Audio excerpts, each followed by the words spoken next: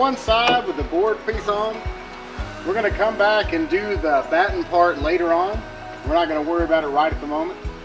But yeah, so we're gonna go ahead and do the other long side, and then we'll come back and do our two short sides with whatever wood we've got left. So far, I think it's looking pretty good.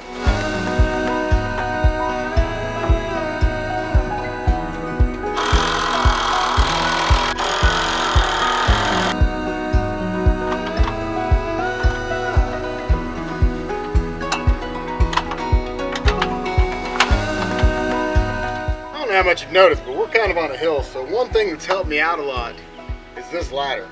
Not only can I adjust it that way, so that way I can work on both sides of the ladder, but when I've got a hilly area, if I get three little legs touching the ground, I've got these little slider things here that I can adjust down to make sure it's actually all nice and level. Well, for the most part at least where it's not, or I'm not going to fall on it. That's helped tremendously.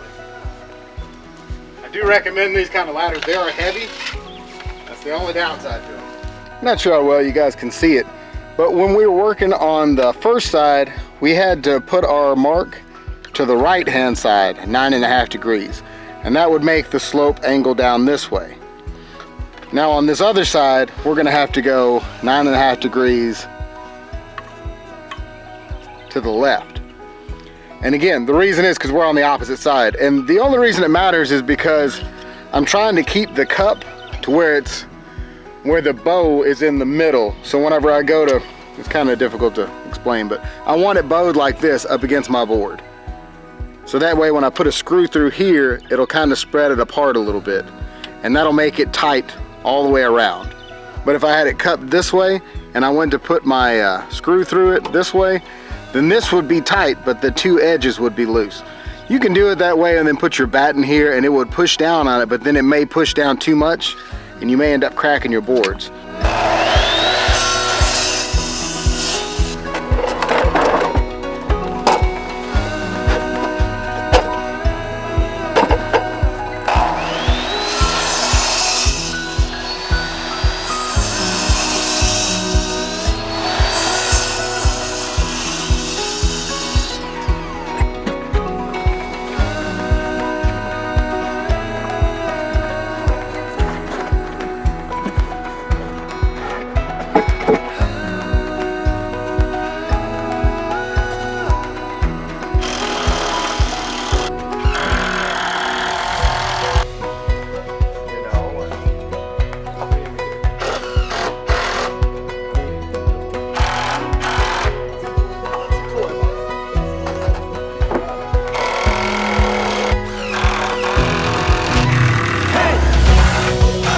What's up, baby girl?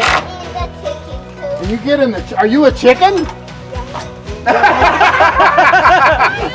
got the arms and everything. Chicken coop. Is that how to get in? You can.